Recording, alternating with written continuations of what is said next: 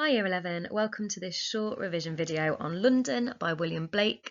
A reminder that Blake is another of our romantic with a capital R poets, meaning that he is concerned with the kind of human experience, the nature of life, and he uses London as a political critique of the society that he was living in. So published in 1794, this is written in the 18th century.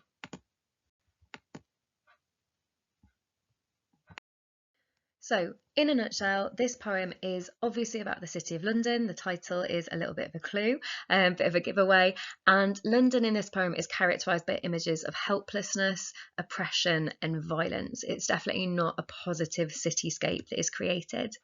The occupants of the city are miserable, and this is physically shown through their faces, which are marked with weakness and woe, but it's also emphasised repetitively throughout the poem through the soundscape that's created.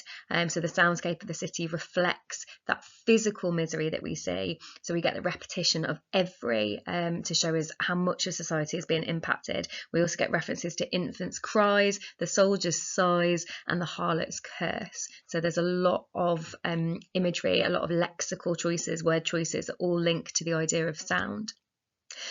The blood on the palace walls is a particularly specific violent allusion, which hints at the possibility of a revolution if this misery is not stopped. The French Revolution had started in 1789. Obviously, geographically, France is a real neighbour for us as a country, and Blake uses this poem as almost a warning for the government and hierarchical power structures of what could happen to them if they don't heed his warning.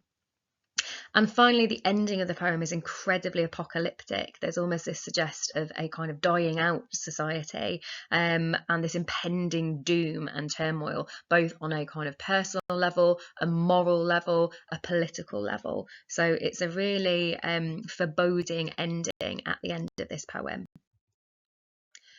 In terms of the structural significance of the poem, this is a tightly structured poem, and there's a lot. It's quite easy to remember because it's quite short. So if it wasn't given to you and you wanted to use it as a comparison poem, there's a lot of things you should be able to remember to say about the structure. For example, the fact that it's written in 4 quatrains. So quatrain obviously being a 4-line stanza. There's an alternate rhyme scheme. So we've got A, B, A, B.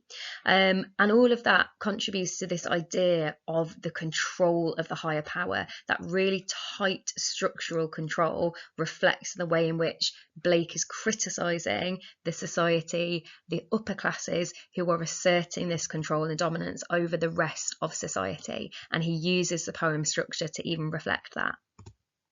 There's also a cyclical structure within the poem, so we get references back to the streets in both the first line of the poem and then the first line of the last stanza, and that forces our focus back on the suffering of the people. It's not necessarily focusing us primarily on the people who are causing the suffering, but on the effect of that suffering and those who are, I can't think of another word to say, but suffering.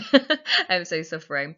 And this cyclical structure highlights that inescapable cycle of suffering, which Blake is again criticising and warning us that it must be broken if anything productive is to come from society.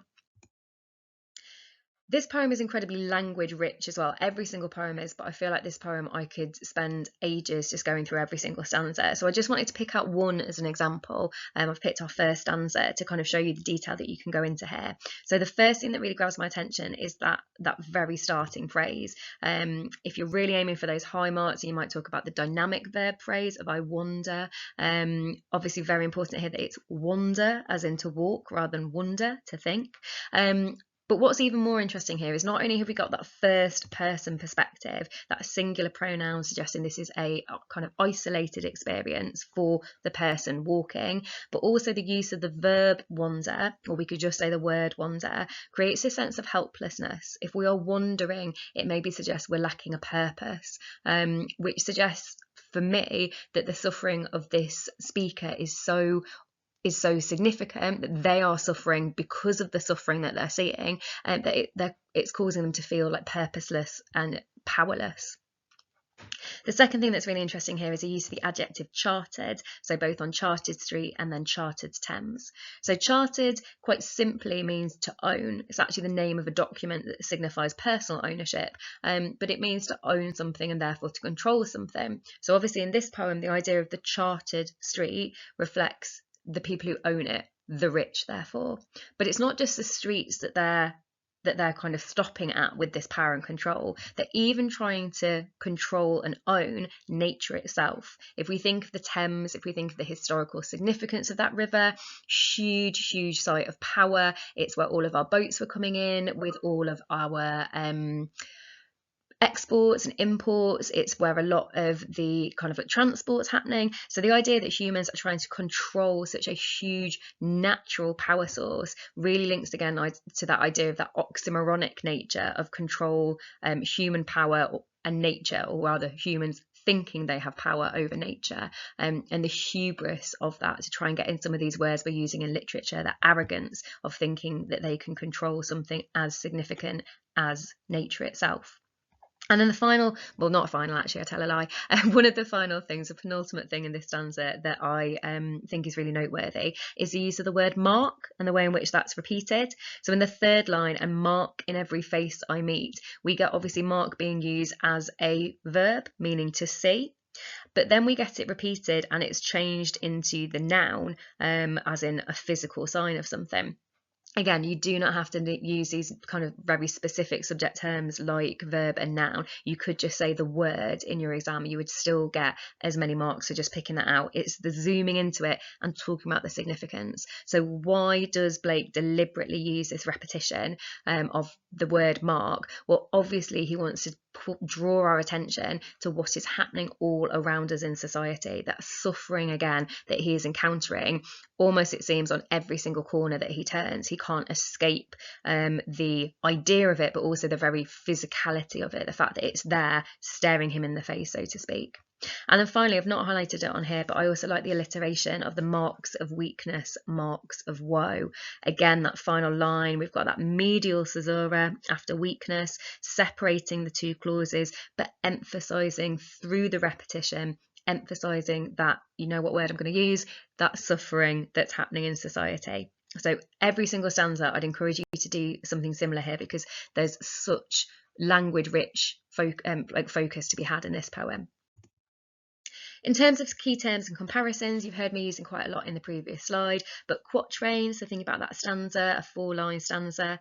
Anaphora, we've got those repeated lines or phrases that begin with the same words. So in every, we get in the second stanza, really emphasising the scale of suffering in the poem, how many people have been impacted by what is going on. And then in the final stanza, we've also got some really clear plosive sounds. So those harsh and abrupt letters like B and P, so things like blights with plagues. It sounds aggressive and violent, which reflects again obviously the negativity of the society that Blake is finding himself in. In terms of what poems we could compare to, I think really obvious ones would link to the abuse of power, whether that's in Ozymandias, where it's that idea obviously of like a human trying to abuse their power, and maybe it's the futility of that. So in Ozymandias, it's a little bit more focused on that idea of a human wanting to abuse their power over a group of people, but also over time itself, and how pointless, how futile that is. In London, I think we do see the futility, but actually it's more of that direct impact that abuse of power is having in London on the people who are there. Checking out history, I think, would be a fantastic comparison for this one, because it's all about that abuse of power again by a kind of group over another like personal thing. So in Checking Out My History, it's obviously the British educational system over a singular individual who represents a wider group, whereas in London it's a maybe smaller social group but more powerful social group who are abusing their power over a larger but more powerless grouping. Hopefully that's making sense. And then My Last Duchess would be another one, thinking about ideas of hierarchy. So in My Last Duchess, the Duke has the power because he is rich, and he's male in a patriarchal society, and so he can assert and abuse that power over his duchess. Whereas in London, obviously, it's that idea of societal power and control. The upper classes, the church, the monarchy, who are kind of like alluded to, referenced more subtly in the poem, they are the people who are being criticised, along with the government as well. And then finally, as always, on our last slide, we've got a knowledge snapshot here, just goes through a few more things in some detail, and there's no credit to me for this. This is all down to Mr. Stuart Pryke for this resource, which is super helpful. As always, guys, hopefully this has given you a little bit of insight into the poem and reminded you of some of the things you've gone through with your teachers. Any questions, please make sure that you get in touch. And as always, if this has been helpful, please do like the video and subscribe to our YouTube channel. Thanks very much, everyone. Bye.